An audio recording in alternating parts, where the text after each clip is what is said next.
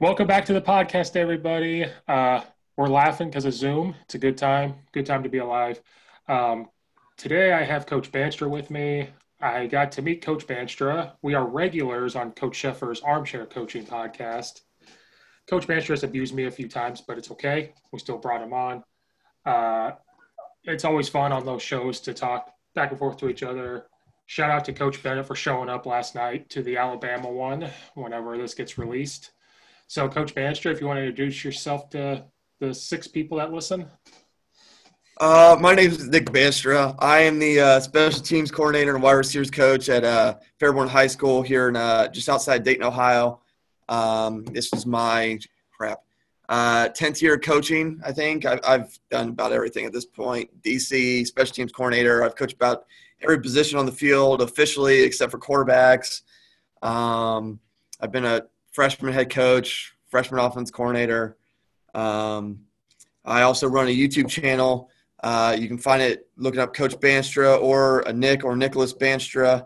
I got over 250 videos on there at this point, mostly coaching clinics or interviews with high school, college, NFL coaches. Lately I've been, because we're in season, even though we're off this week and next week at the time of this recording. I've been putting up some old double wing film. School I've been at prior, a very good season we had, a lot of good memories there.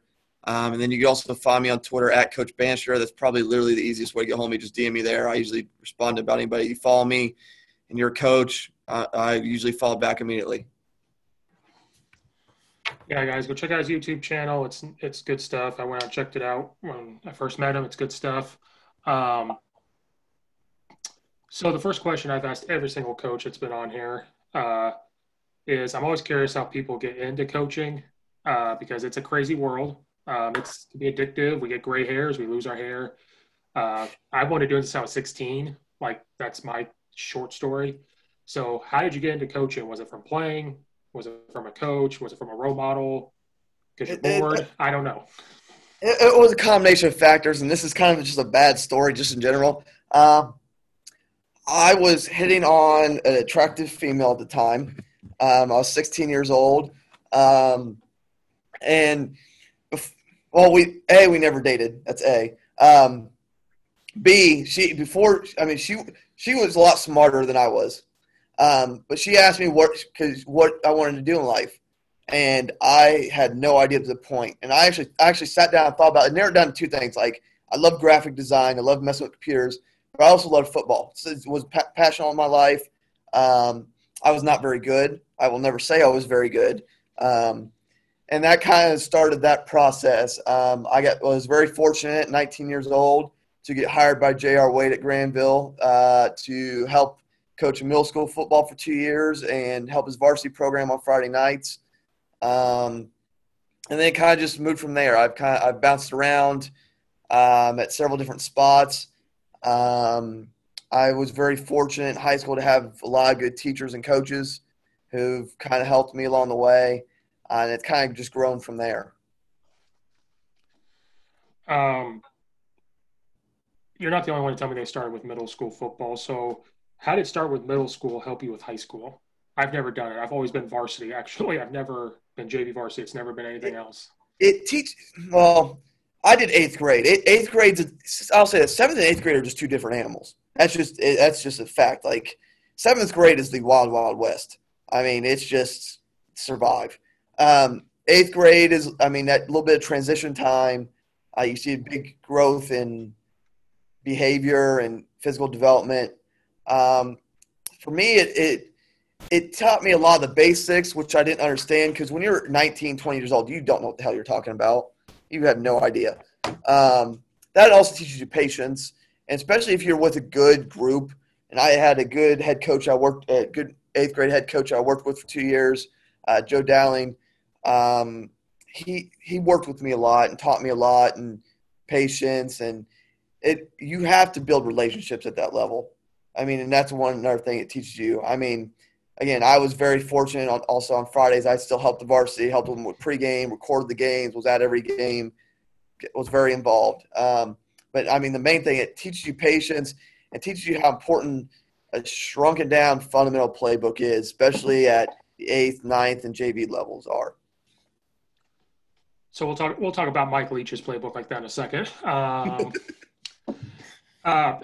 You need to correct me if I'm wrong. So you used to live in Texas, correct? I Correct. think you said that. So did you coach football down there as well? No, I did not. That was from the grade age of 3rd grade to 8th grade. Gotcha. It was, oh, sorry, correction, 4th grade to 8th grade. We moved at the end of my 3rd grade year. No, and had I stayed in Texas instead of come back to Ohio, I would have gone to one of the biggest school districts in the state. Like I went to 2 school districts while I was down there. I went to Judson School District and New Braunfels School District, kind of split there. Both large Texas programs, both good, historically solid, especially Judson. Their high school campus was huge. Stadiums, I mean, everybody hears the stories of stadiums and see pictures of them, but you see them in person. I mean, their high school stadiums rival most small college stadiums, especially in different states. Like, I mean, they make D3 and D2 schools in our state look small in the state of Ohio. They just do. I still have a lot of family down there. I mean, San Antonio is my favorite city on the planet. I will say that till the day I die.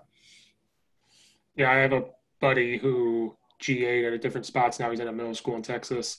I can't remember where. I think it's by Dallas. I can't remember. Uh, we went to Eastern Illinois, and he goes, our high school that we feed into is twice the size of that stadium. Eastern Illinois is tiny. He goes, this puts everything to shame. And he wants me to go down there because he's like, I make $70,000 a year coaching middle school football and teaching. Woo-hoo. He coaches track, football, and he's PE teacher. So he's trying to get everybody to come to Texas. Maybe one day. We'll see. That's good money, though. I mean, it's good money, and I don't have to deal with snow. Or if they have snow, it's dusting. oh yeah, like Dallas gets a little bit more, but I mean, you get south of Dallas. I mean, if it snows, it doesn't stay long, but it shuts down that part of the state. Like, I mean, in the 6 years I lived there, I lived at, like I said, in the area of San Antonio. I don't think I had one snow day, one day of actual snow that stuck to the ground. The thing you were actually more worried about was flash floods, because a lot of the area I was in was in like a valley, and like I said, that flash flood, it hit hard. I got out of school one day because of it. Yeah, now, never mind. Maybe I don't want to go there now. I'll pick somewhere else. Maybe I'll go to the Carolinas. Who knows? See, I lost my train of thought here. So you say coach in Ohio. We'll just get right to it. So COVID changed the world, pretty much.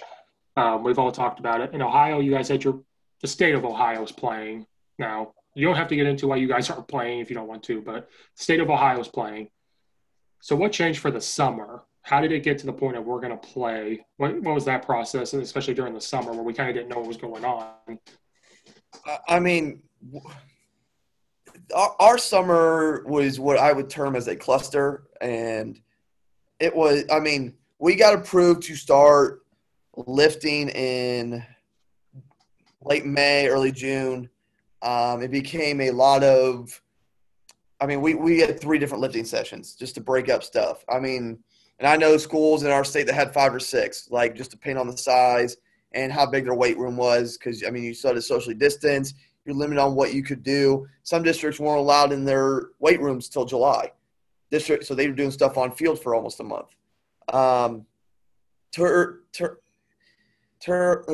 Towards about mid-June, they approved some limited contact stuff, bag stuff, stuff with helmets. We pretty much got unlimited days. And, I mean, nobody used every day. That would have been insane. You burned out your kids. We didn't even – I mean, we used maybe 10 football days. So we'd lift, do a session outside, do another session of lifting. I mean, we broke it up. I mean, we kept a social distance as humanly possible. They had to bring their own water. We sprayed down everything multiple times a day and wiping stuff down. So that's kind of how June and July went. We started 2-a-days not knowing whether we were going to have a season still. We got approved for 2-a-days, but the governor had not said we can start playing football yet, like actual competitively. I mean, it wasn't till like the second week of August where they finally said, yes, you can play. So, I mean, you're practicing for essentially 2 full weeks without, are we just essentially doing glorified spring practice, or are we actually going to play? And so they made that announcement. I think into that second week of August, beginning of the third week of August, they eliminated all scrimmages for the most part. I mean, and that wasn't the elimination of scrimmage wasn't necessarily the governor. It was more the leagues. A lot of leagues canceled scrimmages. Like our league did not want to mess with people outside of our league. They wanted to try to prevent spread as much as humanly possible, which I get. And so, I mean, we went into week one at the last week of August with no scrimmage, with a lot of new players, and it kind of just went from there. I mean, we won our first 2 games, thankfully, start of the year. I mean, we're still doing a lot of the COVID. I mean, it isn't changing. We're wiping down, spraying everything. We spray bags after practice. We spray down after each group in the weight room. We have 3 different groups to get in the locker room. You get about 5 to 6 minutes to change and get out. Like, I mean, it's every 3 lockers that person comes in. So, I mean, we do everything humanly possible to maintain socially distanced environment and clean. I mean, we bust our butts with it. I mean, we are on players about masks. We are on players about bringing their own water. I mean, our trainers have done a fantastic job at socially distancing in our training room and rehabbing kids as they get hurt and making sure water bottles are labeled during the game so they don't get reused for other people. So I commend them. We've had a lot of support from our administration. Pretty much if we needed something, our athletic director and our superintendent had done as much as humanly possible to get it. We've got shirts provided for us to wear under our uniforms that have masks built in, so they can just pull those up while they're on the sideline. In terms of on the sideline, we space out cones every 6 feet and stagger them. So, I mean, that's where you guys stand. If you're not in, you're there.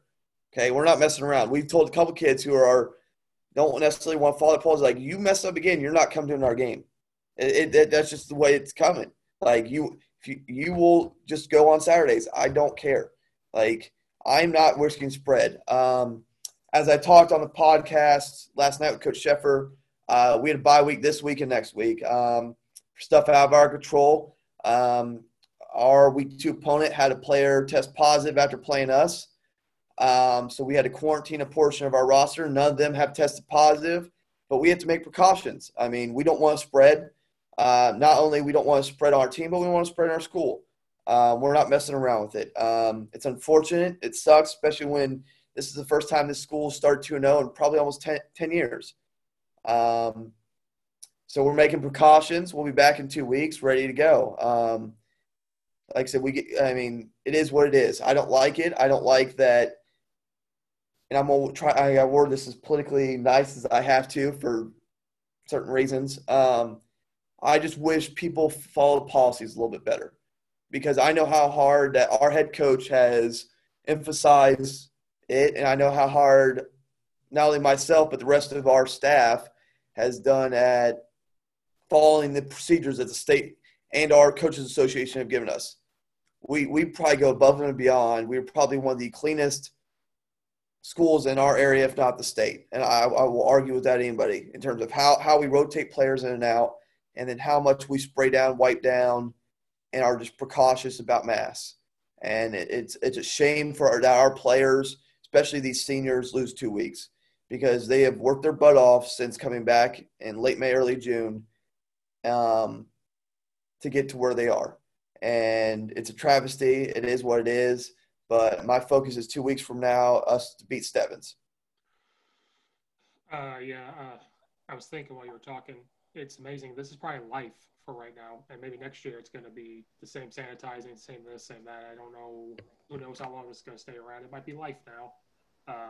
And then it's sad that some people believe certain ways with these policies. Like, I don't like wearing a mask. I don't like doing this. But if there's the possibility of going back to normal, that's what you're going to do. If you really care about these kids and want to play sports, follow the guidelines that are set. It sucks, but guess what? It's about the kids. It's not about the adults. If you're not putting them in a safe environment, it's going to ruin it for everybody. Uh, Yeah, I talk about that in class all the time. Like, I mean, we started school this past Tuesday. I say it every day. I hate wearing these masks. I absolutely hate it. It drives me insane. But if it means we can do sports, not just football, like all of our fall sports and our winter sports, then that's what we're going to do. That means we can be in the building instead of virtual. That's what we're going to do. I also make it very apparent. You're going to wear a mask in class, or you go to the office and they can do whatever they need to do. Because if there's somebody high risk in my room and they get sick because you're not following it, I'm going to be pissed off. Because, I mean, we're not putting other people at risk. My wife's high risk. My aunt is extremely high risk. I'm not messing with it. I'm really not. Like, you do what you need to do. And some of you might be high risk and not even know it. Like, that's the other thing. Like, but that's why I encourage vitamin D consumption, because every study I've seen says that's a help fighter. That's also why I have become such an advocate for taking care of yourself. I initially put on about 19 pounds for COVID. Since then, I've lost 45. I'm not messing around with it. Like, I'm down to the lowest probably since almost my senior year of high school. Not because I want to look good. I could care less at this point. I'm already married. I have a kid. I got a job. Like, it does not matter to me. But if it helps prevent me from getting sick or help me getting – and it's not really about me getting sick. If I get it, I probably will barely notice it, just statistically. That's just – but if I get it and then my wife gets it, she's back in the ER. That's just a fact. So I'm not messing with it. So, and then I tell our kids all the time, you never know what happens. You could have a vaccine by January 1st. But if you don't do what you need to do, that doesn't mean anything. So do what you need to do. If we get a vaccine, maybe the second half school year is a little bit more normal. Maybe you can actually have prom or somewhat normal graduation. I can't guarantee anything, but I can hope. right. The school district I'm at, they were very cautious because it was a very big hot spot. So they were all very cautious. We got 2 weeks in. We made the kids 6 yards, not 6 feet. We made them stand 6 yards to be careful, because if someone drives by and we're next to each other, it's shut down. So it was 6 yards. Your mask could be off, but then if you were getting close together, we forced it back on. That's on you. So they were complaining about it. I'm like, if you're not doing these things, this is what's going to happen. But off the COVID negative stuff, who knows? So you said you coached defense before. Now you're back to offense. How does coaching defense help you coach offense, or vice versa? Because I've coached both, and I love offense more than defense. But when I coach defense and I'm on offense, I can let them know if they line up like this is why, or if they're going to do this is why, X, Y, and Z. So how does helping coach defense help offense, or vice versa? I mean, they both really help each other. I mean, if you coach defense, you coach offense, now understand how people are going to play you and how to attack certain things, and vice versa. Like if I've been on offense, I go to defense. I know if I line up like this, they're probably going to attack me like this, and this is how I take away this. And it comes down to that chess match. And the other thing is, I think everybody should know both sides of the ball, or at least coach both sides. Because you look at really successful coaches across the board, they've coached both sides of the ball. I mean, Bill Belichick used to be a tight ends coach and a special teams coordinator. Gus Malzahn started his career as a defensive coordinator. I mean, stuff like that stands out. Like, you see that. Going back to offense for the first time really in almost 6 or 7 years full time. I mean, I've helped out when I was at Elgin. I was also the running backs coach, but my focus was defense. I mean, but now it's like, okay, what coverage are they in? How can we attack this? How are they lining up? Are they adjusting to some of our sets? Like, it's stuff like this. And like, I talk to our offense coordinator all the time. He's very open to ideas. Our offense coordinator does a fantastic job. And it's like, I was like, this might be me and our quarterbacks coach, because our quarterbacks coach comes from a very pass-heavy offense. Like, but even run-oriented eyes, and I coach receivers. Like, this should be open based off how they're rolling their safeties here, based off how they're lining up here. If they want to stick in, like, that's the biggest thing. It's like, okay, I know he's going to do this. Also, as a former defense coordinator, I know, okay, this is their base front. There's only so many ways they can naturally adjust and go to this, like without scrapping their whole defense and doing some sort of bastard defense that week. Because we're primarily a wing T offense. I mean, you can narrow down what we're going to get from based off the front, unless they want to just scrap everything. And please do that. If you want to spend an entire week prepping one defense, something you don't normally do, please. Because it might work for a quarter, but we will find its weakness and just start abusing you. And then the other benefit is I've coached every position, like I said, officially as outside quarterbacks, but as a freshman head coach, offense coordinator, that's all you work with essentially. So I have a very good. It allows me to also talk to our offense players. Okay, this is how they might play you physically. This is the technique they're probably going to use. Okay, and it also helps me prep the scout team. Like, okay, you need to move like this. You need to adjust your movement like this. It's not just watching film. Okay, if we're going to get this look, this is their most likely adjustment. This is how you can cut it off. Right. I talked to a coach on the podcast the other day. I haven't released. We were talking about just coaching positions. Like I coach defensive line, offensive line. So when I coach offensive line, I'm like trying to tell the weaknesses of a defensive line. This is why they do this. So you got to do this. And it switches. I think that's bigger than the whole picture. Because I could sit there and say cover two. But if you're a wide receivers coach and the corner's doing this or this, on getting hands on, like this is why, they have help over the top or whatever it is. As an offensive lineman, if there's a wide pass rush, tell them why and then how to beat it. Like I think that's better position-wise than the whole big picture. See, again, I lost my train. See, guys, I'm stupid. I lost my train of thought here. So what's it like for you to coach wide receivers in a wing T offense? When I first started coaching, we ran an option offense. Like I think I might have told you guys, if you picture the old Maryland I formation, if you can picture that with your H-back, right, quarterback, fullback, H-back, tailback. Our H-back was moved more to the right or to the left. That was our formation. We ran option, power. That's what I played in, and I coached in it. So when you guys make fun of me, I get how it works. But I helped coach offensive line, and my friend was the wide receivers coach, tight ends coach. He made them do offensive line drills because they had to block. We weren't a passing offense. They had to block. So he took them to the six-man sled. He's like, you guys are going to learn how to block before we run routes. So is that how you approach it with a wing T offense with wide receivers, or is it – this was back in the 2000s. So times have changed a little bit.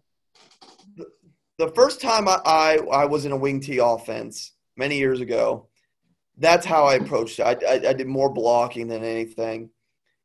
As I've learned more football, I probably do more ball skills than anything and route running than anything still. It does not matter. Like I'll still block, and I have my key 3 to 4 blocking drills that we will do over and over again, and the kids hate it and whatever. But, we tell them, you want the ball, you want to play, you need to block. They're well aware of that.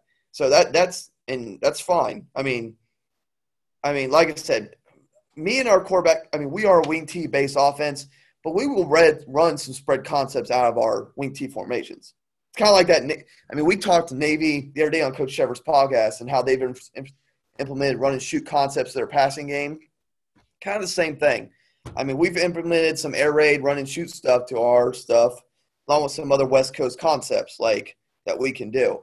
But again, ball skills probably more than anything. Like, because if I put you out there, whether you need to be able to, you need to be able to catch. Because if I need, let's say, X slant, X fade, like that has to be now. Route running was very big earlier in the summer. A lot of it we still work on, but not as much as from a time standpoint. We hit a lot of that stuff early. It's more ball skills, ball awareness, and then blocking are probably the 3 things as the season goes on. I get really repetitive with EDDs, and then we mesh some other stuff in as needed. But we have a whole run period, a perimeter run period too. So that's, again, where we get extra of our blocking, and I kind of get on our guys even more. And our receivers that play DB during that time as well, I'm like, give me a look. Make him look bad, okay? Make sure you're taking your initial steps like they would on defense, but then you need to attack inside or outside. He needs to be able to break down at the proper time, slide his feet. that's the biggest thing with high school receivers too, is understanding how to slide their feet for blocking. Mm-hmm. Like that is to me so, especially doing this year where I have a lot of new receivers who haven't played it before. Like they don't understand how to slide their feet, and that ends up a lot of holding stuff and other BS that needs fixed. But like to me, it's a balance. Like I mean, but in the end, probably ball skills are probably the thing I work on. I try to put a ball with every drill. Ball. The only time I don't have a ball in it is our blocking drills. I've also gotten a lot more in depth than I have in the past. Like we talk a lot. I talked more about stemming a route than I have ever in the prior 9 years. Maybe because COVID allowed me to understand it a lot better. Maybe it's because of how long I've been on defense. I understand tacking and leverage. Also, I started off the year who now plays wing for us instead of receiver, a very experienced receiver who understood coverages and how to attack things. So it made that part easier. Yeah, because back in the day, it was you're talking about sliding your feet. That we had the same problem. So I remember we were with the O line. My friend brings the wide receivers down. He goes, "We're doing your drills. They're going to learn how to move their freaking feet." So they did offensive line drills that day, Mm-hmm. and it actually gave more appreciation for the offensive linemen. Those guys, they were like, "Oh my God, you guys hit every play. We put them in the chute. We told them to get low. We hit the 6-man sled." So I always tell people, if your wide receivers can't block, send them down the O line for a day or two, and they'll learn. They'll learn real quick. But that was back in the day where you're going to pass it 10 times a game, so you really didn't worry about all that crap.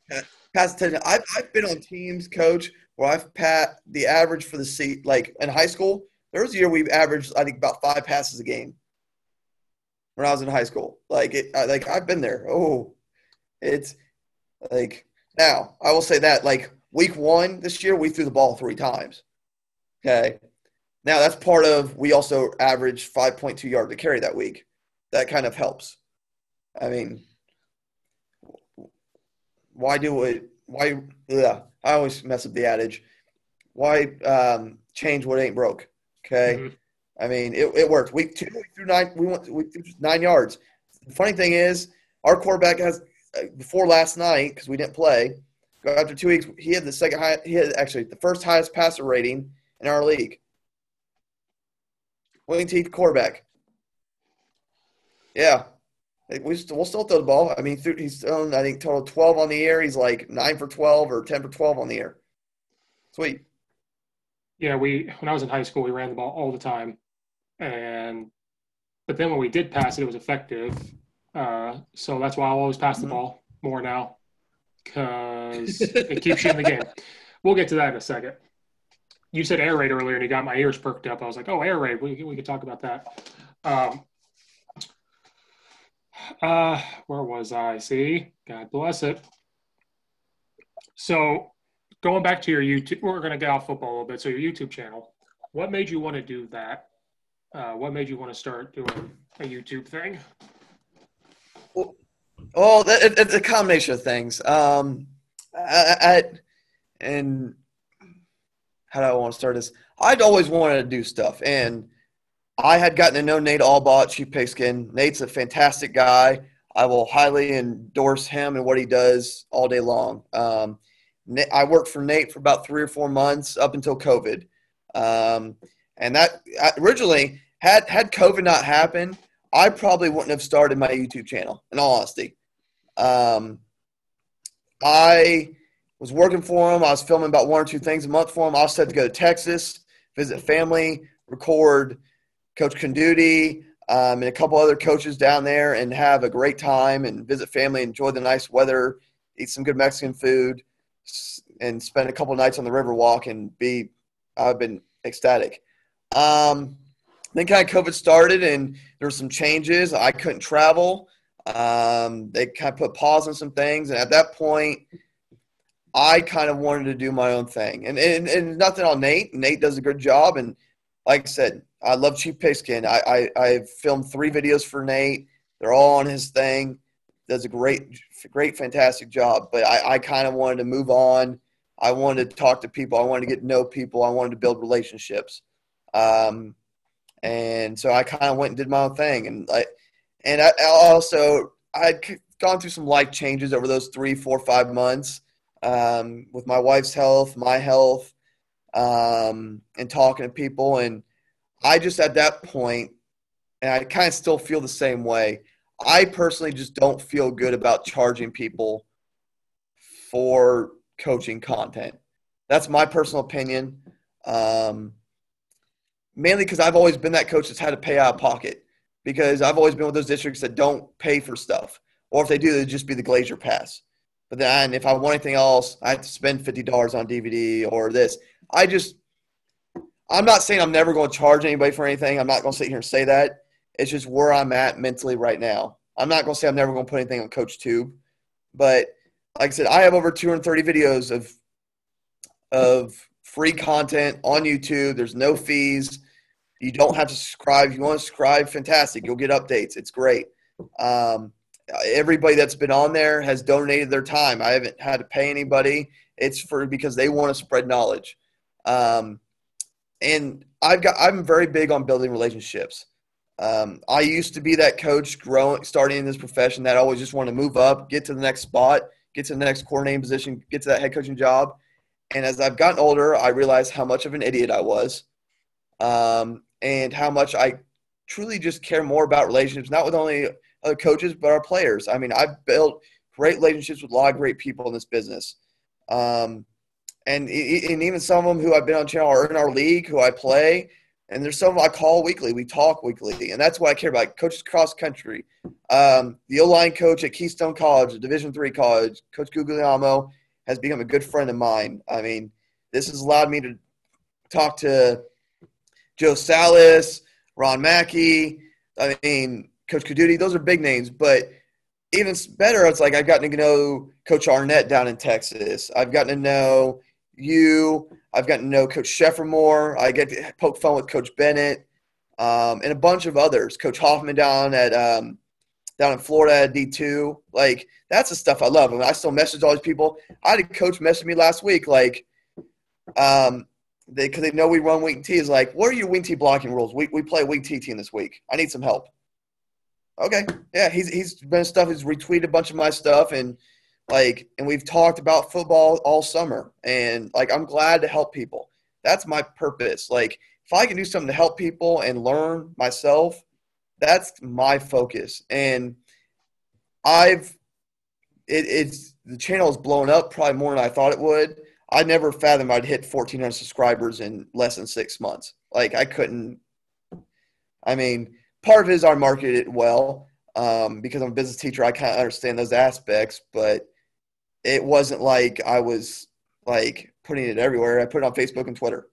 Okay, I got really good people who put really good content. My first video was with our DC, 20-minute video.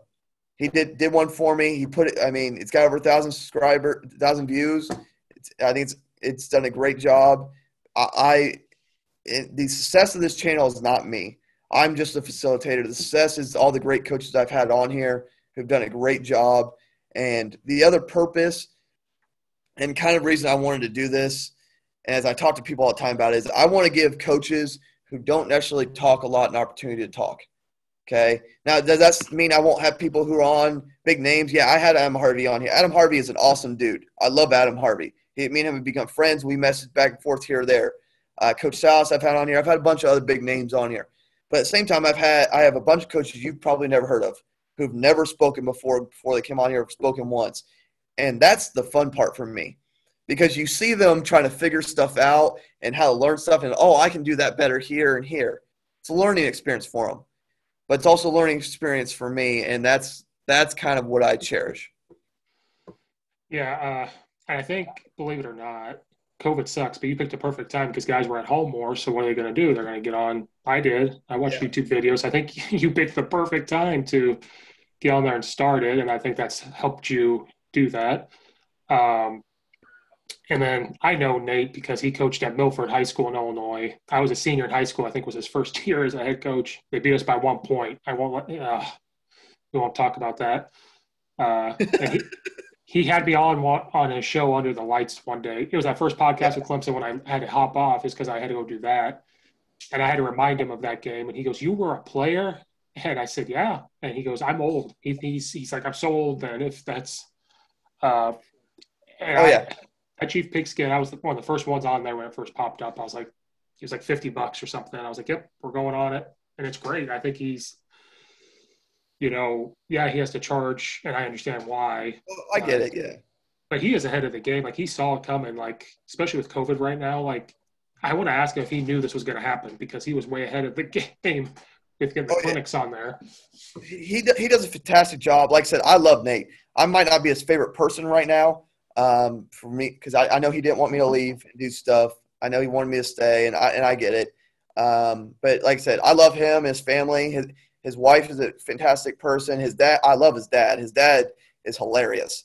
I don't know if you've ever met his Pops Allball, but I mean, he is absolutely hilarious. And they're just good people. They do a good thing. I get it. And like I said, and I tell people all the time, if you want to charge people for stuff, go right ahead. I'm not stopping you. I've had people on who promote their stuff, and I'm all for it. If you want to make some money or run a business, I get it. Have fun with it.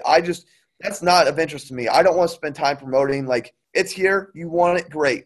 I mean, I make a couple cents a month from YouTube because of ads. It's fine. I haven't cashed any of it yet because I don't have enough to. But that's not my focal point. Is to make money. It's mine is relationship oriented and learning. But again, if you want to make money, have at it. Have fun. Do what you do. Like I said, I endorse Chief Pigskin all day long. I still like and retweet everything, almost everything they put out. They have good people on there. I know he's gotten Coach Watkins on there to do a lot of stuff with them. Coach Watkins did a video for me, and Coach Watkins is a great guy. I mean, I love Coach Watkins as well. But like I said, I'll endorse him all day long. Anybody that ever asks, like, oh, should I get it? Yeah, go ahead and get it. It's very reasonably priced. You get a lot of good content, and I know he's doing a great job continuing to expand that now. Like I said, it's not just I run a YouTube channel. Yeah, I want people to come on and look at stuff on there, but I'll endorse other people's stuff all day long if it's good stuff and they're good people. I mean, that's what I tell. That's why like Joe Salas came on mine and I went on his. I mean, Joe is a good dude. He really is. I mean, we have a mutual friend who is actually the OC at my alma mater, Coach Polnot. But that's all. If you're a good dude, I want you on my channel so I can learn from you. But B, I'll help you however I can. Yeah, and then I think some of these coaches they do it and it just turns into money. They weren't doing it for it, but it just Yeah, turned into it. And good for you. Like yeah, I think that's what kind of happened with Coach Mackey. Not to put words in his mouth, I think he just did it to put it out there, and then it turned into what it did. yeah. He's next level though. Like, I mean, he's got like 20,000 YouTube subscribers, and I mean, I'll give him credit. He's done a fantastic job. I mean, I message him occasionally. He's a good dude from my interactions with him. I don't know about other people's interactions. And I love watching this stuff. Actually, I love that he started Twitch streaming because Mm-hmm. I'll sit there and watch him play bad, and he just starts going off on rants. It's hilarious. I love stuff like that just because I don't have to super pay attention to it, but I can just hear the stuff. It just makes me laugh. And yeah, I mean, him and Coach Mack down in Florida are just next level with it, and good for them. Like they do a great job, and I understand what they're doing and have fun at it. Yeah, I played him in Madden one night. He beat me. My bear. I had to be the Bears. He gave me crap. He goes, "You're in Illinois. You got to pick the Bears." So I did. Threw an interception in the fourth quarter to win the game. I was trying to win the game. Threw an interception. I blame Mitch Trubisky. Uh, so Coach Mackey, if you ever listen to this ever, which you won't, but if you do, I want a rematch. I'm not going to be the Bears. Just letting you know. You set yourself up for failure there. Like, come on now. Like, that's not the Madden team you pick. Come on. Well, people were watching. I had an image. He's like, you got to be the Bears. You're in Illinois. Illinois. People say Illinois. It's Illinois. That S is silent. I get Right. it. I know how to pronounce it because I was at the and we've talked about this before. I was at the Juice Williams game against Ohio State. Like it is Illinois. That's correct. But I say this. I mean, that's everywhere. Like we have two towns in our state. One's Newark, and people from that area like to call it Nurk, and it drives me insane. And then there's Lancaster, which people like to call because the E's and they're silent, and they like to call it Lancaster, and it drives me insane. It's Lancaster, not Lancaster. Like it drives me like you live in this state, know how to pronounce it, please. Yeah, there's when I went to Eastern Illinois, it's in Charleston, Illinois. The town next door is Mattoon, and that's how I say it, Mattoon, but people say Mattoon.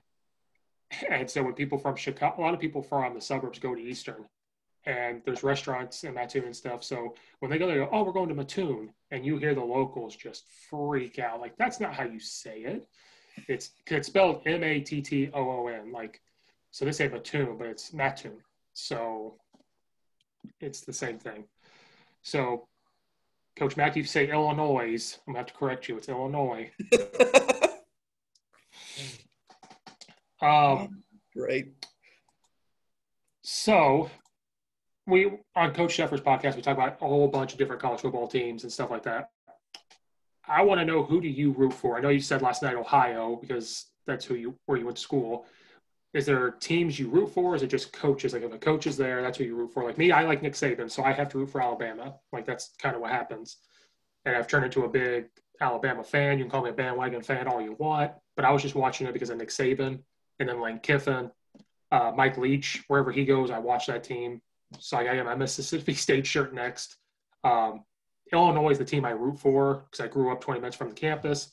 So do you root for coaches, teams? If it's teams, what teams do you root for? College football starts today. I mean, as I kind of said last night, like Ohio University's my alma mater. I will root for the Bobcats all day long. I see people at Miami Red Hawk crap in our school, I give them crap immediately. Like I am unrelenting on that. So I am proud of where I went to college. I mean, I know people call it party school. You can kiss my you know what, because I got a fine education from that university. I love Athens, Ohio. I think it's one of the most beautiful campuses on the planet. I grew up an Ohio State fan. Do I root for the Buckeyes? Yes. But am I like a diehard Buckeye fan that's going to follow every win? No, I don't. I don't care enough. And that's part of that was living in Texas for 6 years. Actually, while I was in Texas, I became a big Hawaii fan because June Jones was the head coach at the time. Colt Brennan, Ryan Grice-Mullins, Devon Best, Regan Maui. Like, God, that was a great offense to watch. So I deep down still root for Hawaii a little bit. But to me, it's at this point, do I have a buddy on staff or do I like one of their coaches? I will root for Tulane and Louisiana Lafayette all year this year because I had opportunities to talk to coaches on their staffs. They were really good to me, and that's good enough for me. I will root for Eastern Michigan this year outside of the Ohio if they play Ohio because their DB coach came on my channel and was just a good dude and talked ball. Like I said, I'll root. If you're a good guy, I'll root for you. I don't really care. Like, it's outside you play my alma mater. Yeah, I mean, there are some really good people in the stretch. There's a couple coaches on that Colorado staff. They're analysts that are just good dudes that I'll root for. In terms of big name coaches, I love Lane Kiffin, and I know some people don't like him, but God, he's entertaining, and I know people give him crap, but he's good at what he does. And I know people always want to point to USC. Time, people don't remember how many sanctions USC had when he was there and how competitive he made them. I mean, they were down like 20 scholarships. Yep. And they were still an 8-9 win team. Mike Leach is fantastic. I love Mike Leach. I think he's a genius, not just football-wise, just in general. I mean, I would love to know what his actual IQ is. I think he is one of the greatest PR machines ever in terms of press announcements. If there's a segment where he's getting interviewed, I will probably sit down and watch it. As I talked last night, I love Nick Saban. I love Bill Belichick. I think they're just absolutely geniuses in terms of culture and how to build a program. I'm a big Mario Cristobal fan. I think he is so underrated what he did at FIU, and it was a travesty that they fired him. And he's just a great O-line coach. Me and Coach Ben have talked about our love for Coach Caldwell over at Clemson, their O-line coach, who was temporarily the head coach at Vanderbilt, who also was great press announcement guy. And there's probably many more. I'm not even thinking that. I love Lovie Smith at Illinois. I think Lovie is a great guy. I've not had a chance to meet him, but everything I've heard from people has been fantastic. the Indiana football staff, because our O-line coach played at Indiana, has been great to us. If we need anything or going to the game and access and all that stuff. And there's so many more. I mean, to me, it's coaches. And again, like Lane Kiffin is one of the big ones. The other one I deep down root for is UTSA, just because I love the city of San Antonio. Like, if I could move back to San Antonio tomorrow, I would. Like, I love the city. I love the people. I love the weather. I love the food. Like, I mean, it was funny. Like, when I had Coach Archuleta from St. Pius X in New Mexico on talking special teams, we spent probably 20 minutes before he even started talking off screen, talking about San Antonio and the food. It's just that – it's that kind of thing. And then we start – and then because we're both history buffs, we spend another 30 minutes on just random history stuff. But stuff like that, I mean, that's – again, UTSA is probably the other one. I gave my wife just got back because she had to go down there and help my sister with some family issues. I gave her crap because she didn't bring me back a UTSA shirt. She's like, well, we didn't go down to San Antonio. I was like, oh, that's why you go down to San Antonio. How don't you visit? You're 50 minutes from San Antonio and you don't go to the Riverwalk? Are you kidding me? What is wrong with you? Like that. Those are things I get agitated about. Like, and she's like, oh, we didn't have Mexican food while we were there. It's like, why bother? Why? Like, why? You were there for a week. Like, and I don't get animated and loud right now, but it's like, she went to Beefy's, which is a good thing, and that's really good beef food and meat, and they have great burgers, and I highly encourage that. But Mexican food and people in that area are just fantastic. And I know I'm getting off topic, but that's how much I love that city, and it just gets me animated. No, I get off topic all the time. It's fine. We start talking BYU again in Navy. We can start talking about that again. That was hilarious. Oh, God. And, guys, it's all recorded. I don't know if he'll edit it out, but it's all there. And hopefully he puts it on there. We went from Alabama to BYU to Navy to Army to Third Air Force chat at that point, too. Oh, yes, and the other thing is people always ask, like, who I'm allegiance to, because I wear a bunch of – like, I have Iowa on right now. I have a bunch of random – I probably have 20 different college shirts. It's not because I support the school. It's because I was really fat and 2X dry fits were comfortable. Like, that's really the extent of it. Like, it's nothing to do with allegiance. Now, do I really think Kurt Ferentz does a great job at Iowa? Yes, that helps. But that's why I have a bunch of random ones. I have a bunch of random ones, too. The one I don't wear as much is my Notre Dame shirt. But I'm not a Kelly fan. I'm not. Yeah, he's kind of like Saban a little bit. You either like him or you really don't like him. Like, and I know Notre Dame fans that absolutely hate him, like, with a passion. And it's like, I'm like, I don't know enough about Notre Dame football to even have this conversation, so I'm just going to scoot away over here. Well, when I first started coaching at Charleston, the defense coordinator got promoted, so it was his first year as a head coach. He's a big, diehard Notre Dame fan. And so he's the guy that, like, doesn't like him but doesn't hate him. He puts up with him. But he'll defend what they do because he likes their offense. And that's kind of where I just got the shirt to get the shirt. But it's funny. People say they hate Notre Dame or they hate the Dallas Cowboys or whoever. I bet you they're on their TV at some point. When you grow up, when you're a football fan, you grow up, that Notre Dame game is going to be on your TV at some point. That Dallas Cowboy game is going to be on your TV at some point. So those are the teams you just grew up watching because of the history of them. Like, oh, Notre Dame's on, we're going to turn the game on. So we talked a little bit about that last night. I think you had to step away when I went on this tangent. Like, people say they want parity and they want new teams to be good. But if you actually look at ratings, like TV ratings, that's not true. And Colin Cowherd has point, and I know Colin using that his name can be divisive too, but he points it out all the time, and he's right. Like, ratings wise, that's what it is. Like, and I know people pointed that 16% drop the Texans and Chiefs game had the other night. I'm gonna be very honest. The Texans don't draw ratings. They don't. That's part of the problem. Like, the Chiefs do because they have an explosive offense. Andy Reid's popular. Patrick Mahomes is popular. But if you look at the past 3 years of data, Texans on prime time do not draw ratings. So, And same thing with a bunch of these other ones. Like, you can hate Duke basketball you want. They draw ratings. Dallas Cowboys, they still draw ratings. Same concept. If people truly wanted parity, these games wouldn't be as big as they are.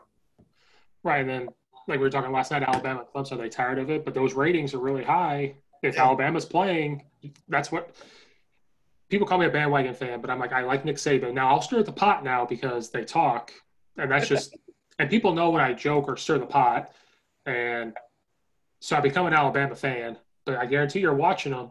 I guarantee whether you want them to lose, you have that. They're on their TV at some point. I don't like Ohio State, but I have some of their games on. I admit it. I don't like Ohio State. I've never have, never will, but I respect them, so it's on the TV at some points. Well, that's because you want to see what real Big Ten football is. I'll watch Michigan. Yeah, they lose at the end of every year. We got to talk about Michigan on Coach Sheffers because – oh, yeah, I got to be careful with that one because – oh, yeah. I mean, that one thing has not changed, my dislike for that school. I mean, it's just – yeah. I just like Harbaugh, and, like, I don't know – how do I put this? How do you lose to Ohio State that many times in a row if you're Michigan? I know Ohio State's Ohio State, but Michigan is also Michigan. And Jim Harbaugh, like, I like him. But there's something that's not working. I don't know what it is. I think, and we'll probably get into this if we ever get to Michigan on this podcast, is part of that's demographics. I mean, the change of different graphics in the past 20 years for the Midwest, especially Michigan and like Indiana, Illinois, the transfer of that people south out of their states it's made their recruiting jobs harder. It's also, Ohio State is able to do it because of the facilities and the prestige they have, but it's hard to convince people from Texas, Florida, Mississippi, and Georgia to come that far north for winter. And without beaches, and Ann Arbor's not really a party destination. Okay, Athens, Georgia is a top 5 party school in the country. Alabama has lakes everywhere, and there's no snow. Florida has beaches everywhere. Like, Texas is, well, it's Texas. It's the mecca of football. Like, Illinois, we have Portillo's up here by Chicago. Yes. Try to sell that to 17 or 18-year-old. Good luck with that. Yeah. They put a Portillo's in Champaign. It's always been Chicago, but it's finally down there. Giordano's, it's down there now. Illinois is going through construction right now. If you drive through there, they've got some things being built to try to compete. Like, Illinois has gone through construction for 20 years. I've driven through Illinois my entire life. Well, Whitman, the AD, he came in with he put his fist down and he goes, "We've got to compete." And they spent money, and people in Illinois were not happy though, and that was because we were going through budget cuts in high schools. And so when they got Lovie Smith, they gave him this contract, and they said, well, where's that money coming from? We're going through budget cuts. And he said, we have our own athletic budget. Like, this does not come from the state. This comes from this. So they're spending money trying to. But Lovie's had a young team every year. Every year there's freshmen playing this. They were much better. Like, it goes back to the conversation we've had before. It's some coaches need time on the situation. And you could argue after those first 2 years, the Lovie Smith thing wasn't working. I will give you that argument. But if you see where it's grown since then, he's on the right track. I'm not saying they're going to win the Big Ten. I'm not – okay? They have to do a lot better recruiting before that's probably plausible. But they should be able to bowl team now every year. Mm-hmm. He's doing a good job. You're going to see them compete more. They're not going to win, but you're going to see them – Ohio State would still beat them. I think you're going to see Illinois compete better with like Ohio State or a Michigan or whatever. It's Lovie Smith. It's going to happen. He needs time.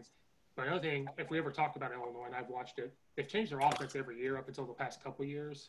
He tried to bring in that pro style. They tried to bring in the option stuff. They tried to go up tempo. So they've changed it all the time. But the past 2 years, they've kept it the same, and I think that's helped them.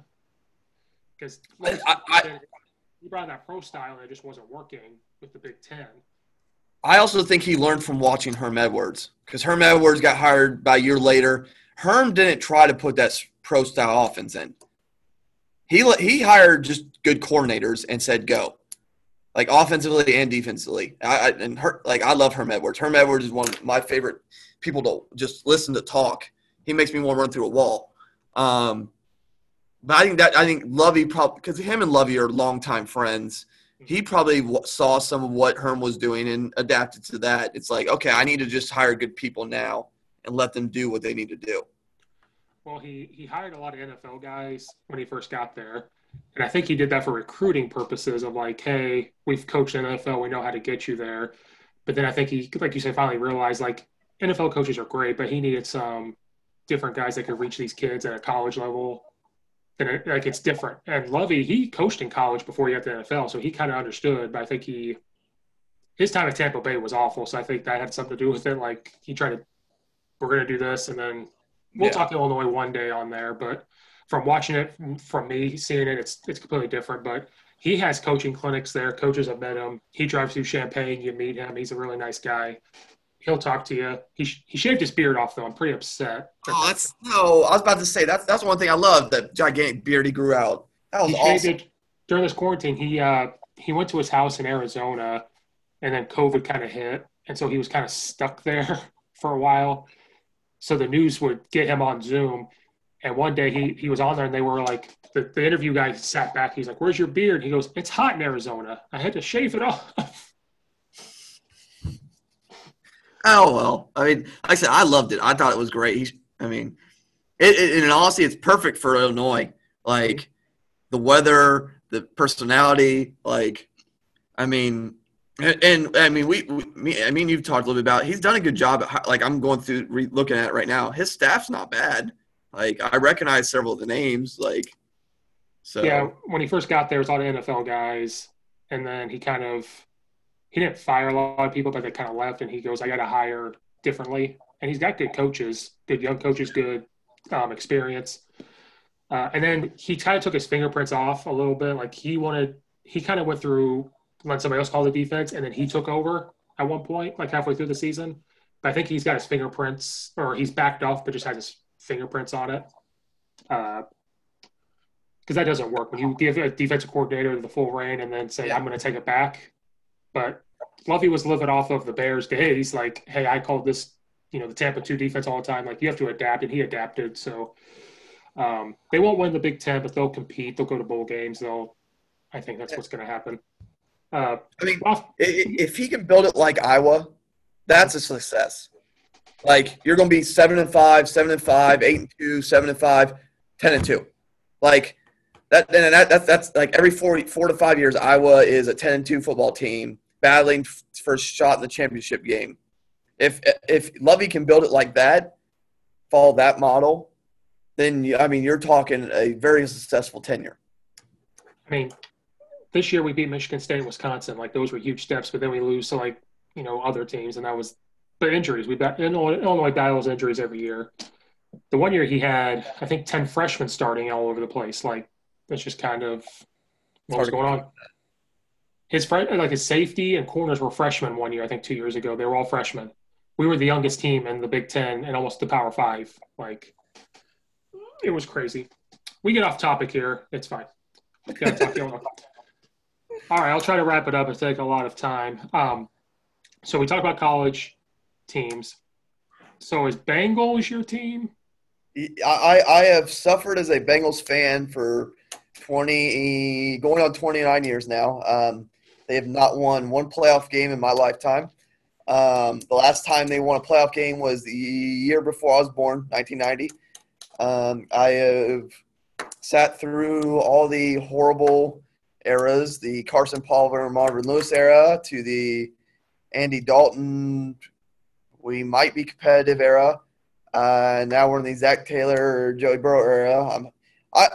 I say I'm hopeful. I'm hopeful every year. Like, I will say this: their organization has gotten better in terms of how it's run. I think Katie Blackburn, Mike Brown's daughter, has done a fantastic job, and Duke Tobin, as they've taken over more power and what they've done the past several years, it has gotten a lot better, especially drafting. They spent a lot of money this offseason. Like, I'm hopeful, but I'm also realistic. I mean, I'm not a Cowboys or Bengals fan. Cowboys or Patriots fan. The premier. I mean, it is what it is. I mean, my deep down hope is 8-8, which is not necessarily a good hope because that means you get a crappy draft pick and you still don't make the playoffs. But I mean, I'll know tomorrow. They play the Chargers. If they can stop Joey Bosa and Melvin Ingram from destroying Joey Burrow's career, then we'll be fine.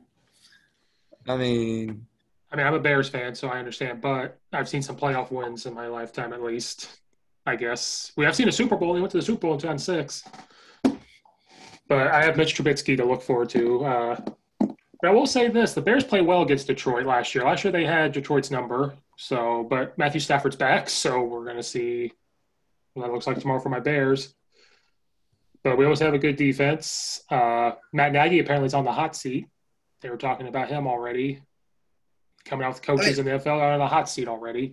That one I didn't get. And I know him and was it Pace is your GM, right? Mm-hmm.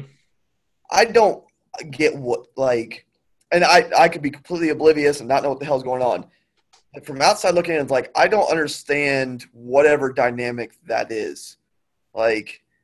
Their love-hate relationship they have, and then the Mitchell Trubisky being in the middle of it, and Mitchell Trubisky, they bring in Foles, and Mitchell Trubisky still wins the job.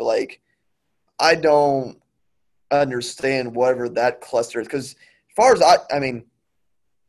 my understanding, your head coach is not bad by any means. I could be wrong, but I just don't get it. He's the Andy Reid tree, so he coached at Kansas City. He coached there. Everybody says good things about him. And I said this, and I did a podcast just by myself the other day about the Bears. That 12-2 season, and I need to do it more in depth. It was only 30 minutes. I could have gone on for an hour by myself, just talking to myself.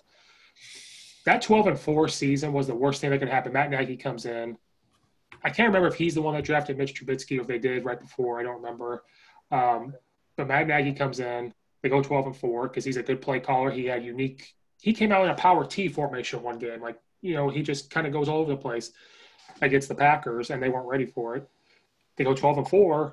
Everyone thinks we're going to the Super Bowl, and then dunk, that field goal kick that still haunts me, to lose to the Eagles 16-15. Then the next year, last year, his second year, all the fans were like, we're going to the Super Bowl. And I said, pump your brakes. Look at the quarterback. It's 2006 all over again. We went to the Super Bowl, and the next year, Rex Grossman doesn't play well. Then we have Kyle Orton and that whole situation.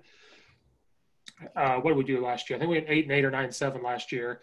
And everybody was mad. Mitch Trubisky didn't play well. And then this year, do you have the whole debacle of they talked to Teddy Bridgewater. They had him come in, and they were going to sign him. But then they said, you have to compete for the starting job. So Teddy Bridgewater said, nope, I'm going to go where I'm going to start. Yeah. And I love Teddy Bridgewater. I still feel bad that he blew out his leg the way he did. That is horrific. And I'm glad it's healed and he's able to play football again. But you got to think of how different the NFL would be right now had that not happened. He'd probably still be the Vikings quarterback. Mm-hmm. The dominoes that would have fell off that. But yeah, I don't know. We talked about this a little bit before we came on. This is the difference between Bill Belichick and some of the other coaches in the league. Instead of trying to force that square peg in the round hole, the year they were good with Mr. Trubisky, they used his athletic ability to paramount. And again, I could be wrong. I'm not going to sit here and pretend I understand what NFL coaches do scheme-wise to the level they do. But it seemed like they were trying to force Mitchell Trubisky to do things that he didn't normally do or wasn't excellent at. I could be wrong. I didn't watch a crap ton of Bears film, but that is what it is. Well, last year, he got hurt at one point. Then when he came back, he started to run a little bit. And even people announcing were like, hey, if he starts doing this, they're really good. This is what they did. I understand you don't want to run him all the time because that's your franchise guy. But also going back to Ryan Pace, he took a lot of heat now because he could have got Patrick Mahomes. He could have got Deshaun Watson. So that's why all of a sudden he's Now, it's unfair to say that because you don't know what they're going to turn into, and that's his reasoning was I didn't know Patrick Mahomes was going to do this or that, but Mike Trubisky started 1 year at North Carolina. What did you see that we didn't see? And then you have Patrick Mahomes at Texas Tech. Yeah, they didn't win, but he threw the ball over the place. They scored a lot of points. Yeah. And I mean, like, I get you don't want to run your NFL quarterback as much as possible, but I'll say this. Typically, mobile quarterbacks don't have a long career span anyways, so why not use it while they have it?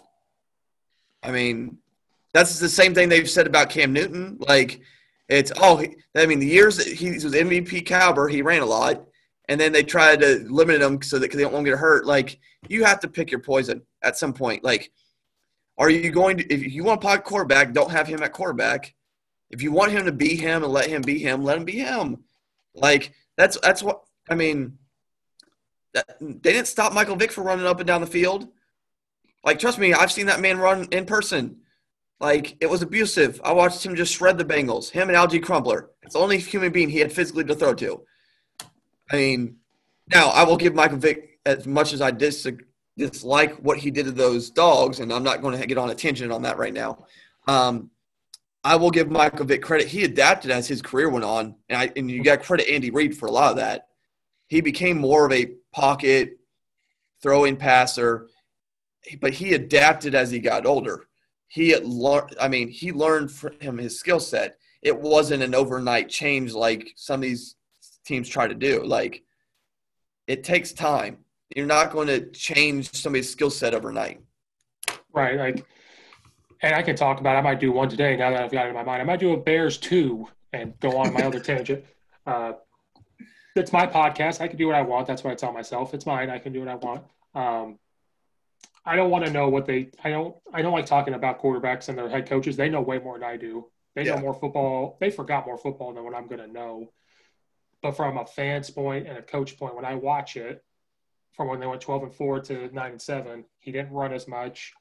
They weren't doing. They were trying to do deep balls. He's not a deep ball thrower. You got to do the quick RPO stuff. You got to do the quick passing plays. There were some injuries last year, but we'll see. My Bears this year, I don't know. Their schedule isn't as tough as it was last year. I looked at it. It's not as tough. I think they'll beat the Lions because we do have a caliber good defense. The defense is really good.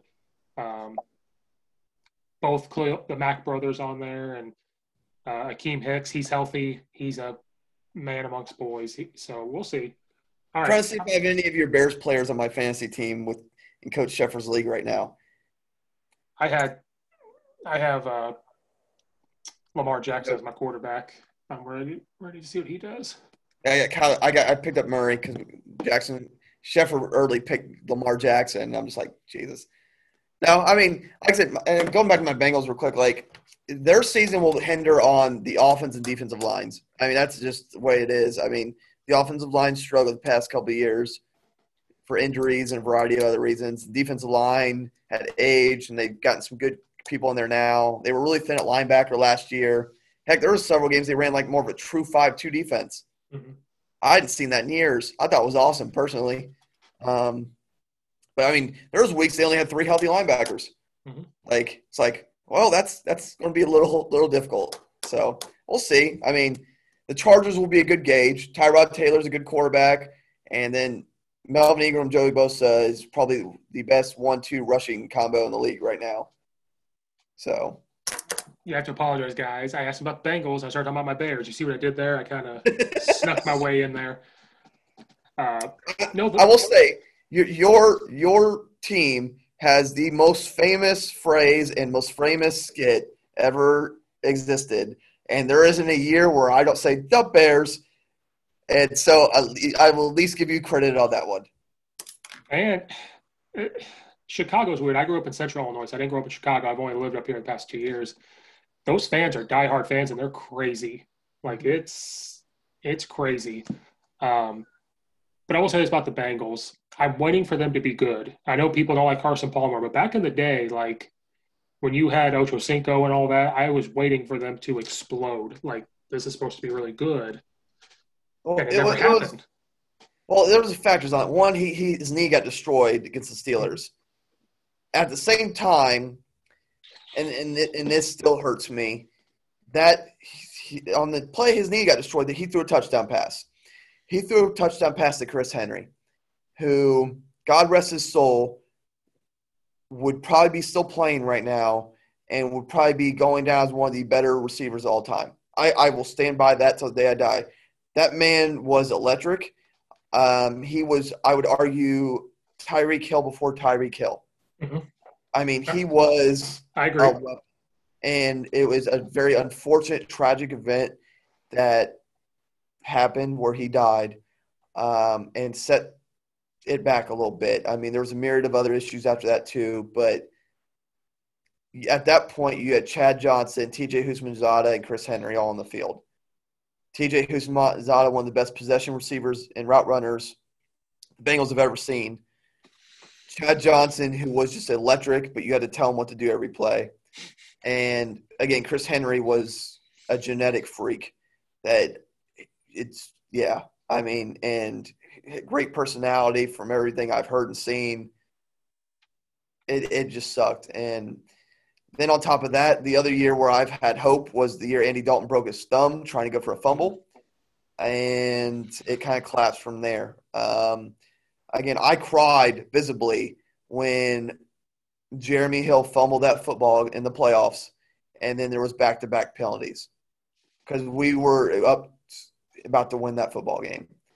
And I know people want to blame Vontae Bursett and blame Jeremy Hill and blame Pac-Man Jones. It is a myriad of events that have happened, and it sucks. But again, I agree. I've waited my whole life for it.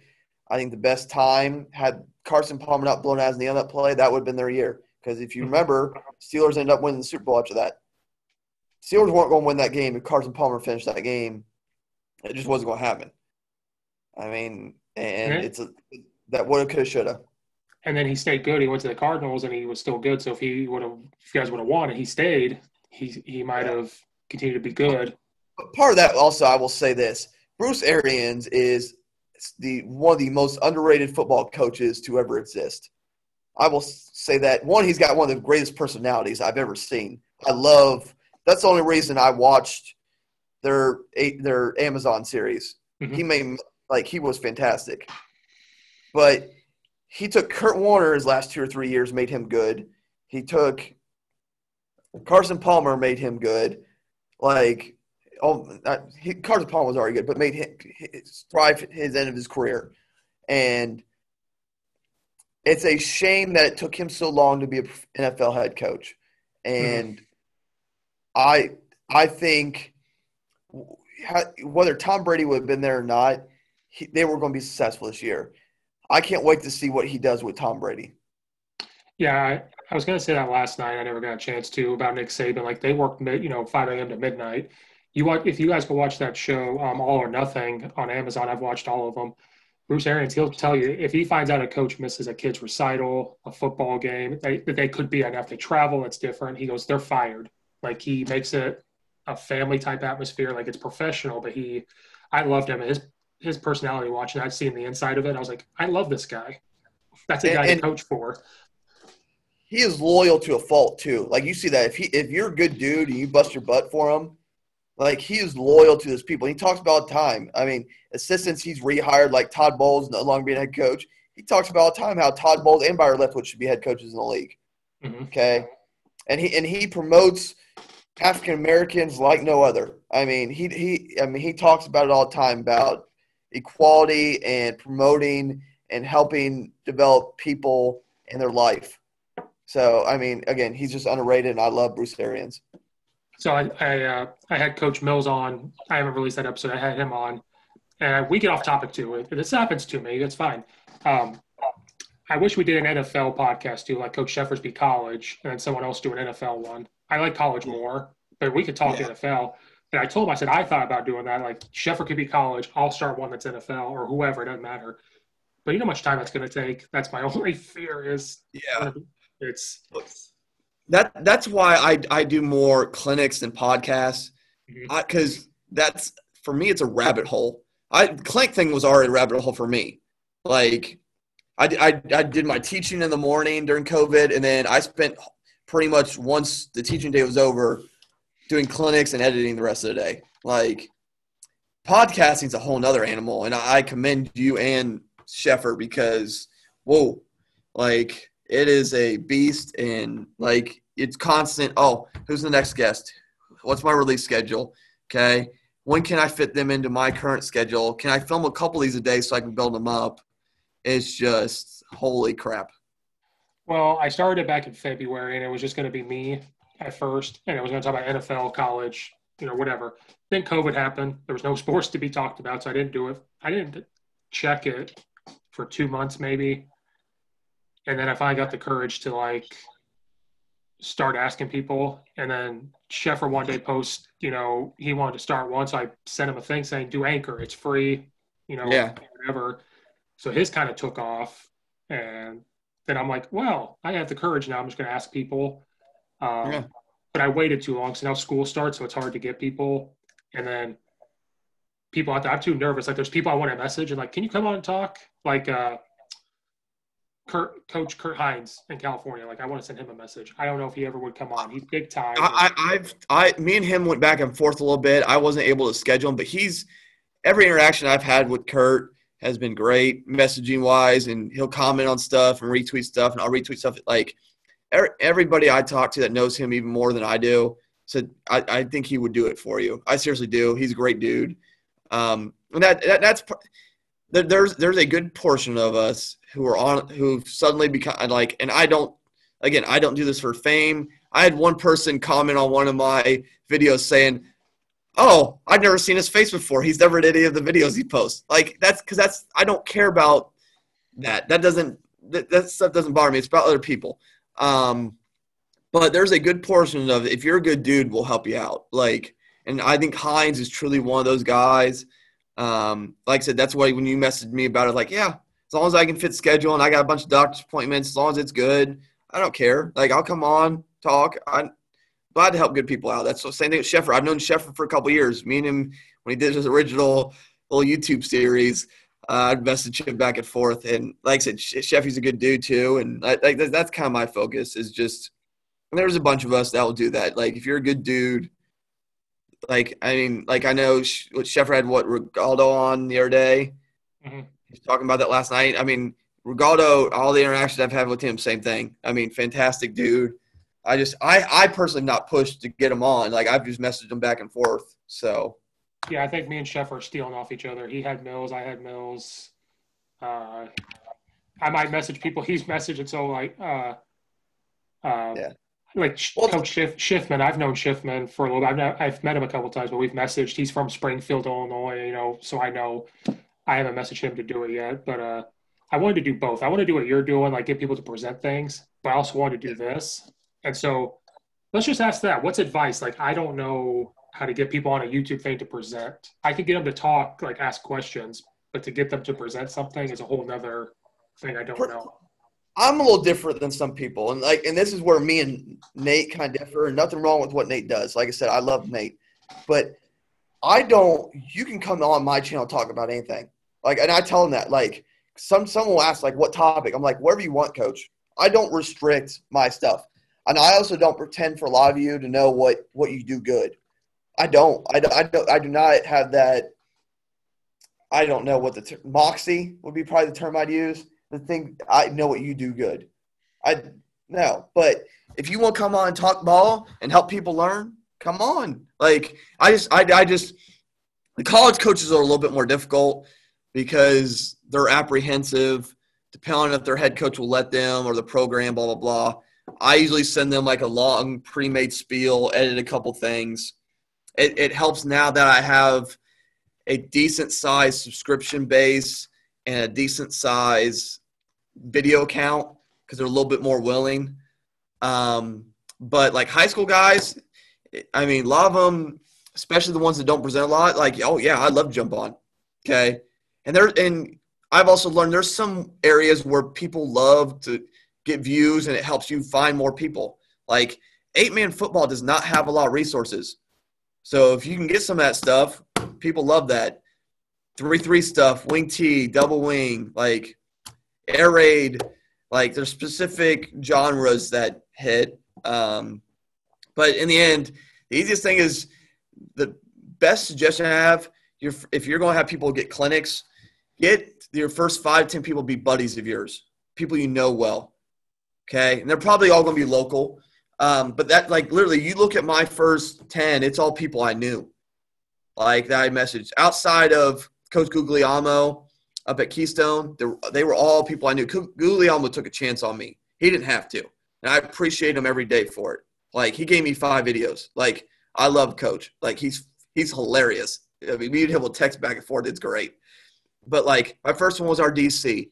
Then I got a couple of coaches over at CJ that I know real well. I got Coach Jesowich over at Dublin Jerome. And the reason I got him, I taught his kid in class in like second or third grade technology class back when I did K through 4.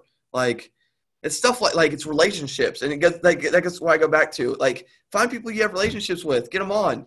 The other thing I tell them is, you can talk as short as long as you want, because I'll probably bug you after we're done recording this about a presentation or at least doing something on my channel. Like, I have videos as short as 7 minutes. I have videos as long as an hour and a half. Do you? The only thing I tell people, please just try not to curse, because then I have to put a bunch of YouTube filters on it. And it sucks. And it makes it harder to find, and it's pain in the butt. But outside that, like, I don't care. Like, I don't care if the video makes 20 cents on YouTube for me. I could give 2 rats less. It has no factor. Can I learn something? Can I build a relationship? And can I help other people learn? That's my focus. And certain people have certain areas, like Coach Mackey. He's the air raid that dabbles a little bit in the run and shoot guy. That's who he is. That's his genre. Coach Kududi's the wide zone duo inside zone guy and run shoot pass game. Coach Klee, who's starting to build his channel, is a defensive guy. I love Coach Klee. Coach Klee's a good dude. I know Coach Mack has his spread offense and his split field coverage defense stuff. That's who he is. I'm a kind of catch-all. I have everything. I mean, I have probably like 40 to 50 playlists of football, plus another 30 of because I put it where people are from. So, I mean, that is what that is. Find something. Just do what you want to do. That's my suggestion, everybody. Have fun with it. I think my thing is podcast is hard to do, but I think it's easier to ask, like, hey, you want to come on? I'm just going to ask you simple questions. And I'm like, sure. So it's so much easier. I don't know how to message a coach and say, hey, do you want to come on the YouTube channel and talk about whatever? Like, is that how you ask it? Is that how it goes about it? Yeah, it's usually like, Coach, my name is so-and-so. I run a YouTube channel, and I usually put in what the YouTube channel is about and how many subscribers they have and videos, because it gives them a number. Okay, this is how many people might watch it. This is how many others. This is proven stuff he's done. I put the link in there with it so they can look at it. And then I usually say, like, Coach, would you mind coming on doing a clinic or an interview? Most will say clinic. Those that don't have time will say an interview, and I'm fine with that. I'll start picking their brains on all kinds of stuff at that point. And I've gotten better at the interview thing. I'm still do not pretend to be good at it. And like I said, kind of go with what you want. It's like, and then some coaches will give me like options. Like, I could do here, here, here. I'm like, I like that. Like, Adam Harvey, at the point he finally did one for me, had done like 40 of the dang things, and he was about done anyways. And I'm like, but he promised to do one, and I appreciate that. And I was like, you know what? I hadn't heard you talk cover 3 yet. Talk some cover 3 with me. There's only like 4 people that have been like, I want to hear this from you. Everybody else, it's like, do you. I mean, and usually it's back and forth a little bit, and usually the time's the biggest thing to set up. But if you're going to do it, like, time's net, like the D2, D3 guys, a lot of them ain't doing anything in terms of they were getting like their modified spring, fall, and they're recruiting. That's about it. And like I said, you will send out a lot more than get responses. A lot of them will just be ignored. Some you'll see because I do a combination of emails and Twitter. A lot of times you'll see that blue check on Twitter and they just don't respond, and is what it is. Other times you'll get a no thank you, or emails you won't get a response at all. But other times they'll get back to you. And there's a lot of good people in our profession who will do stuff. And like, again, I can't speak highly enough of some of these people. I mean, I got Wyoming's O-line coach and Buffalo's O-line coach to come on and talk ball with me. I mean, it's fantastic. And I will also initially I was like, I said, this is for coaches in Ohio or coaches in the Midwest. It's originally how I marketed it, but it's become a national thing. I have coaches from all across the country. So, yeah, I mean, I don't think there's a right answer, but again, one of the things I took from my mother is the worst thing somebody can tell you is no. If you ask, worst thing to tell you no. Best case to say yes. You get a no or yes. It is what it is. As long as you don't stress over it, you're fine. And I keep telling myself I have taken my shots. I've taken my shots on a couple. The worst thing they can say is no. That doesn't mean they hate you. Like they may still comment on some on Twitter. They still whatever. They're just not comfortable with it. So I gotta take my shot with a couple people I have in mind. I made a list. All right, I got two more things. I've taken all your time. I got two more things. Is Ohio? I've been to Ohio 3 times, I think. The last time I'd been there was a couple years ago for a clinic. There was a hotel down the street from the Cincinnati Bengals facility. It was a Glacier. So the Glacier. Okay, yeah. I know yep. That was a few years ago. It was fun. We went around the corner, found a hole in the wall. Bar and grill. They had wings off the grill. I cannot remember what it's called, but it was one of the best wings I've ever had in Cincinnati. It was right off the grill. They're steaming. It's amazing. Is Ohio as bad as Coach Bennett says it is? No, but I think Ohio gets a perception in part because Ohio State fans and just because of people in this area in general, because of how loud people in this state can be in terms of just their opinion. I would argue it's a top 5 to 7 state in terms of high school football. I'm not going to pretend we're Texas or Florida. You listed it's Texas, Florida, California, Ohio, Pennsylvania, Georgia, Mississippi, Louisiana in terms of quality of athletes. There's that Catholic corridor in New Jersey where it is ridiculous football. I mean, those are the states you usually name. Maryland's also usually tied in there. The weather, I'm not going to say is always pleasant. As somebody who's lived in Texas, I mean, I have an appreciation for a warmer climate. But there is a lot of good football here, a lot of good coaches. Our state clinic that's held in Columbus every year rivals probably Texas in terms of their clinics. And we get a lot of Big Ten and occasionally SEC coaches come to that and talk. Is it what it was probably 20 years ago? No. But again, that's the demographic shift. I mean, that's stuff you can't control. I mean, people want to move for job opportunities, better weather. I get it. Like cheaper housing, cost of living. Is there bad football in this state? Yeah. There's also really good football in the state. That's like most states. And that's another great thing about the YouTube channel I did. I got to talk to people from Wyoming, Connecticut, Delaware, and learn about football there. And I think every state's got good and bad football. Some states have a higher end and some states have a lower end, and that is what it is.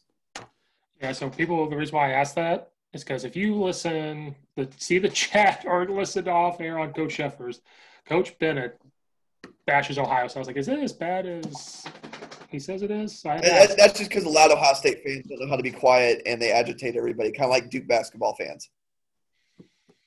Yeah, so I had to ask. So, guys, I was just one of my funny questions, I guess.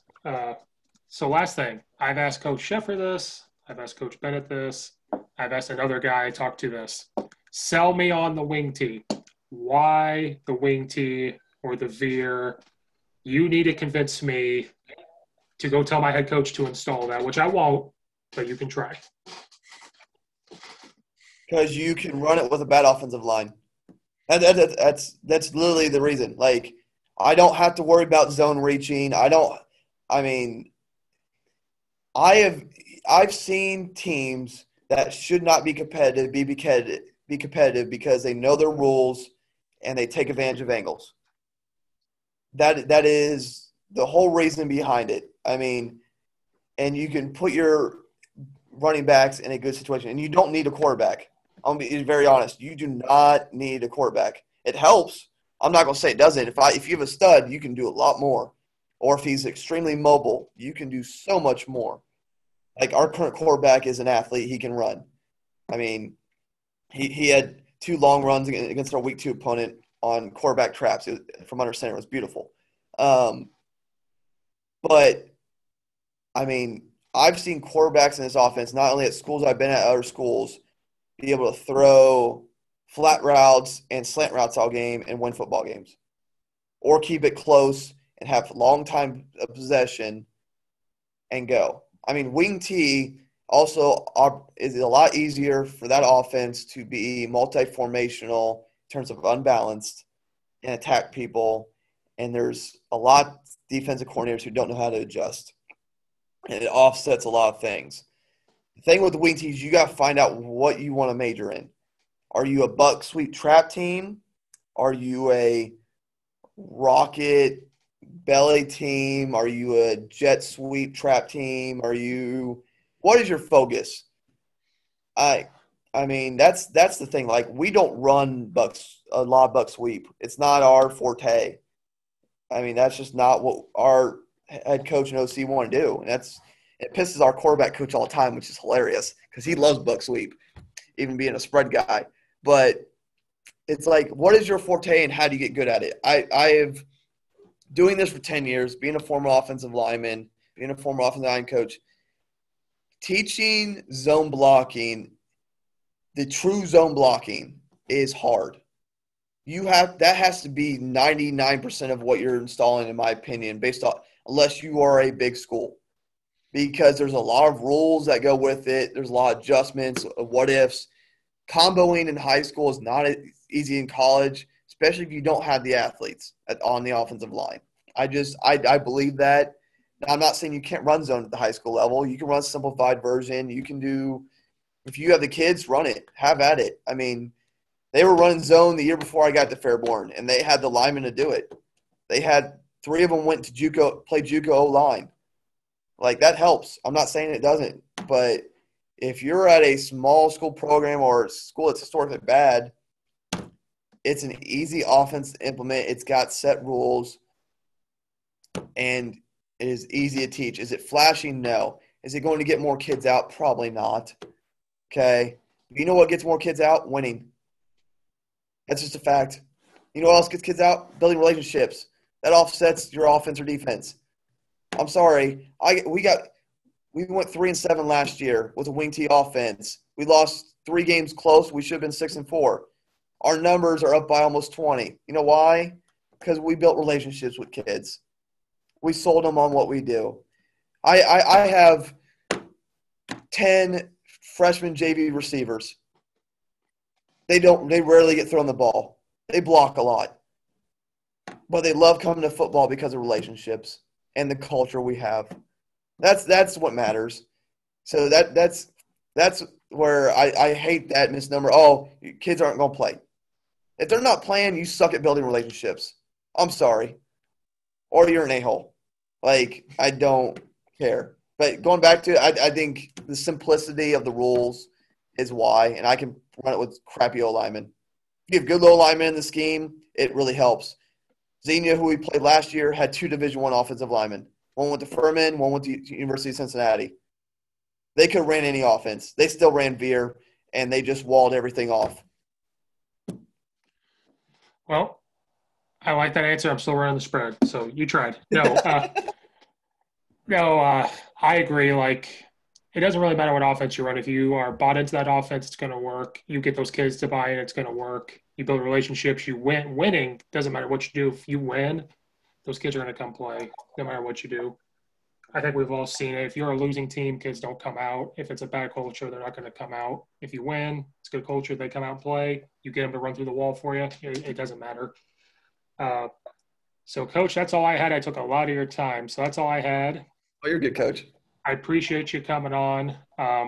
Guys, go check out his YouTube channel. It's good stuff. Go check out Coach Sheffer's Armchair Coaching Podcast. We have been regulars on it. Coaches been on there more than I have, but we're regulars. Thank God you can't see the chat, but that's going to be a book one day. Oh, that'd be great. It's going to be a book. You'll see the abuse I took during the Navy and Army talks. But it's fine. Coach Bennett, if you ever listen to this, we miss you in Alabama. Don't miss any more. No excuses. I don't care if your season's going on or not. So, guys, stay safe, and I'll see you next time.